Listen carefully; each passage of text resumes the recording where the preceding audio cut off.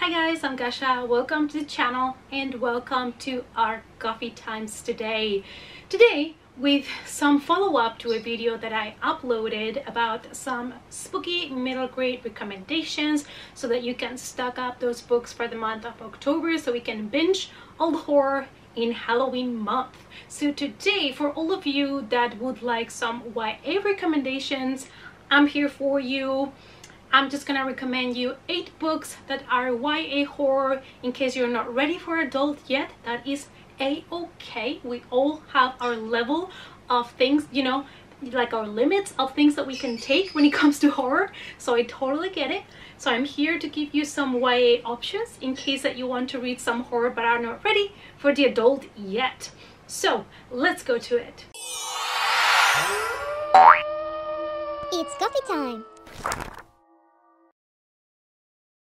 Quickly before we move forward with the recommendations, if you love horror and books, you're in the right channel here. Feel free to subscribe if you like the content and also click on the notification bell so you don't miss any more coffee times. Let's start with What the Dead Want by Nora Olson. We're following this 16-year-old Gretchen. She has a passion for photography, so she's always been taking pictures, and her mother Mona disappeared months ago. Nobody knows what happened to her, and then she gets a call from her aunt Esther telling her that she has inherited some kind of old mansion that belonged to the family. So she moves in there and everything is like really coming apart. There is papers everywhere, everything's dirty, but you know, while she's in that house, she kind of starts unraveling some mysteries that might actually explain her own mother's disappearance. Next we have Daughters Unto Devils by Amy Lukavics. This is a paranormal kind of historical horror, and I read this one I think this April actually, and I really enjoyed it because it was very character driven. There was so much darkness on the characters and it was very atmospheric. I decided to call this book Little House on the Prairie but make it horror. That is my pitch for this book. So it is this family that is living in this kind of cabin in the mountains, and the next winter is coming and they think they're not ready to spend the winter there. They're not going to be able to survive it where they are, so they decide to take all their stuff and move somewhere else in the valley. But when they get there, they make some gruesome discoveries. Most of the story is based on one of their daughters and the things that she sees. And I really like this one. It's kind of like this, our main character has a little bit of cabin fever, and I just really enjoyed it. I think the ending made up for the book being a little bit slow paced at the beginning, and it kind of reminded me, you know, like those movies that are very slow, nothing happens like at all, and then at the end it's like boom, you know, like the Blair Witch Project kind of stuff. So definitely we recommend if you like atmospheric ones. Next we have Beware the Wild by Natalie C. Parker, and this is kind of like fantasy combined with horror. So we have Sterling, and she and her brother are having an argument and they run into the famous swamp in town, and the problem is only Sterling emerges back out of that swamp. Her brother disappeared that night and nobody else in town remembers her brother but herself. So she is going to have to figure it out, what happened, what is going on with that swamp. This was a debut novel and I really enjoyed it for being a YA debut novel, and I absolutely love that it has to do with a swamp. There's something about lakes and swamps and things like that, that just the creepiness and the atmosphere that you get with those things, I really enjoy it. So if you do too, this might be for you. Next we have The Sacrifice Box by Martin Stewart.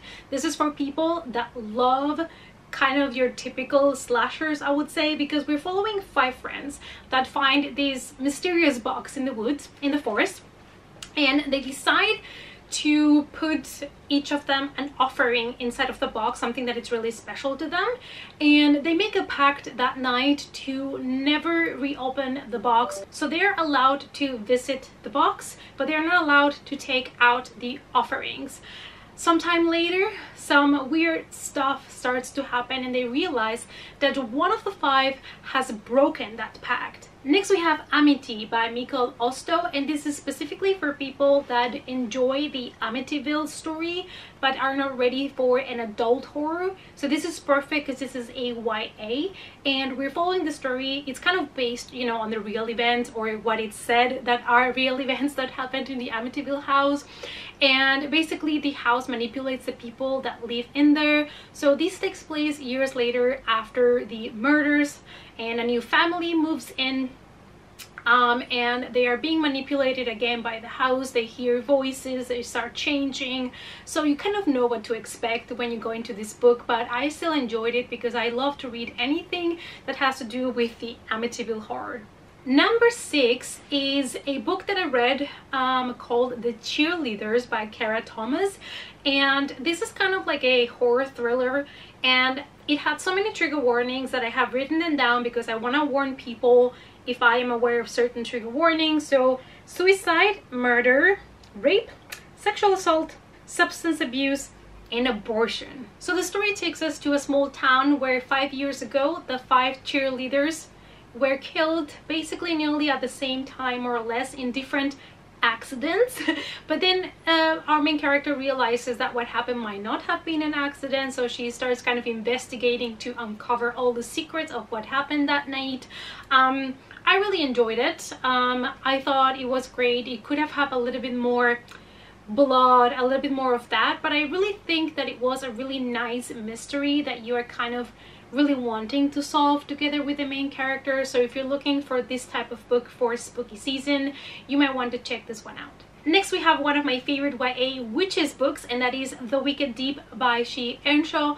I really like this one because it is super atmospheric. It takes place on an island and it has to do with a 2 centuries old curse placed by 3 witches that want revenge on the humans that basically let them drown in the sea because they thought that they were witches. So they kind of killed them and they put a curse in the town. So every year in summer they will take a couple of their males of their children, so to say, of boys, and we follow our main character while she encounters that night the curse and the witches.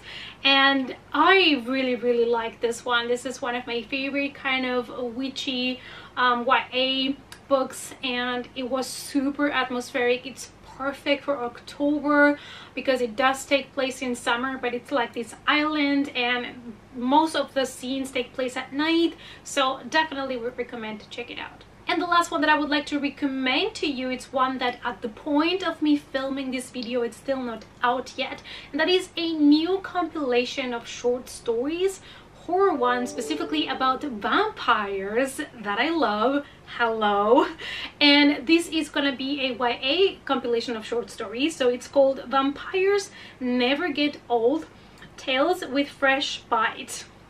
Amazing. It comes out on the 22nd of September. And it's 11 fresh vampire stories from young adult fiction's leading voices. I am super excited about this one also because B. Schwab has one story here and I absolutely like her writing so much. I'm just really excited about this one, okay, because I love vampires and these kind of short story compilation, it's going to be perfect for winter. Alright you guys, so I hope you made it this far. If you did, a thumbs up. And these were 8 YA horror recommendations that you can grab for October, but also for the rest of the winter season. I think these all would be perfect. They're all kind of atmospheric and they have some darkness to them. If you know of any other really good YA horror books, let me know down below. If you know of any that specifically take place on Halloween night, let me know in the comments. Let's talk about it. Thanks so much for watching, you guys. If you want to follow me in other social media, as always, in the description box you will find all the links, and I hope to see you all in the next coffee time. Bye.